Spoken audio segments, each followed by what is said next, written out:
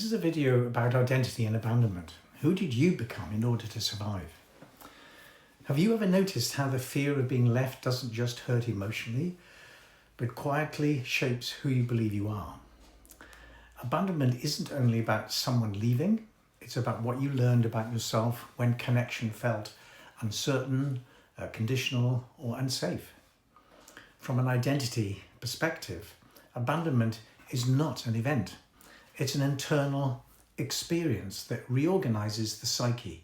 Many of us grew up in environments where emotional availability was inconsistent. A parent may have been physically present, but emotionally distant, preoccupied, unpredictable, or overwhelmed.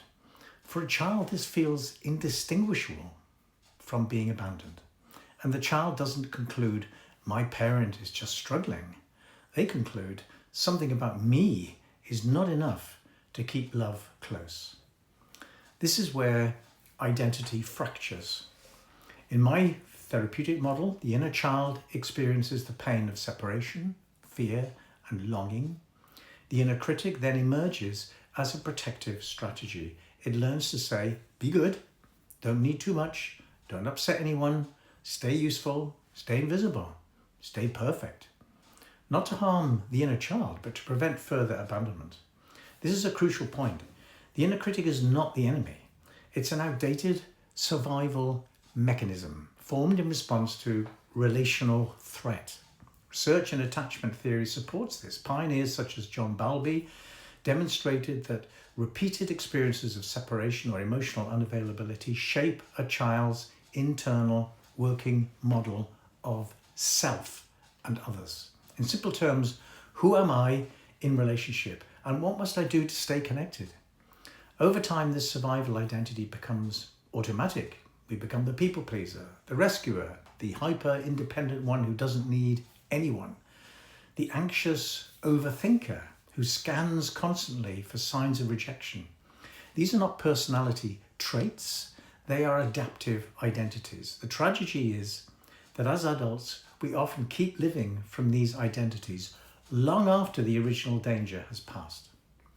The inner child still feels abandonment, and the inner critic keeps working tirelessly to prevent it through control, self-attack, self-criticism, emotional shutdown. This is why abandonment wounds show up so powerfully in adult relationships.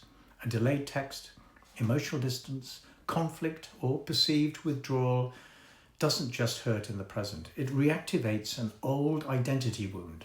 The body responds as if the original abandonment is happening right now. This is also why purely cognitive reassurance often fails. You cannot think your way out of an abandonment wound. The inner child does not speak in logic. It speaks in sensations, emotions, and implicit memories. Healing begins when we stop trying to get rid of the fear of abandonment and instead turn towards the part of us that still carries it. Identity healing is not about becoming more confident or independent. It's about becoming internally available and reliable. It's about developing an inner nurturing presence that can say, I'm here with you. You are not too much. You don't have to earn connection or love. You are not alone now. When this relationship is rebuilt internally, something profound happens. The inner critic no longer needs to dominate. The child no longer needs to cling or hide. Identity shifts from survival to authenticity. You stop asking, who do I need to be so you don't leave? And begin living from, this is who I am, and I remain connected to myself, whatever happens. Now that, in my view, is the deepest repair of abandonment. Not preventing loss, but restoring belonging within. If abandonment has shaped your identity, the work is not about fixing yourself, it's about reclaiming the self that learned to disappear in order to stay loved. And that work is possible, gently, relationally, and with compassion. If you'd like help with this, visit my website. Let's book a free discovery call and let's see what's possible.